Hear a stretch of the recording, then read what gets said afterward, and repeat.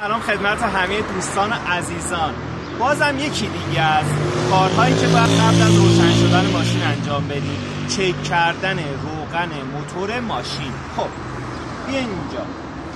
این بهش میگن سیخ چک کردن روغن. نگاه کنید این سیخ در تمامی ماشین ها هست، ایرانی خارجی همه چیز. خب این سیخ رو اول ما میاریم بیرون. خب ما قبل از اینکه هر کاری بکنیم این قسمت رو که بتونید حالا ببینید، این یه تیکه رو اینجا همیشه باید روغن تکمیل باشه. این یه قسمت رو توسط دستمال کاغذی یا هر چیز دیگه پاک میکنید، دوباره اینو سر جای خودش میبریم. یعنی یک بار اینو کلا ما باید باز و بسته بکنیم، اینو میبریم سر جای خودش میبندیم، دوباره اینو میاریم بالا که ببینیم میزان صحیحه، اینکه روغنمون کامل هست یا نیست. نگاه کنید چقدر روغن ماشین من تمیز و کامله.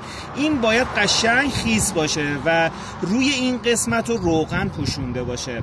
سپاسگزارم که ما رو همراهی میکنید و اینو میبریم سر جاش و این کار رو هر روز باید بلا استثنا انجام بدیم. چرا؟ چون اگه یک روز ما روغن ریزی داشته باشه ماشینمون و کم کرده باشه روغن، اونو متوجه میشیم و سریعا مشکل رو حل میکنیم. ممنون که ما رو همراهی میکنید.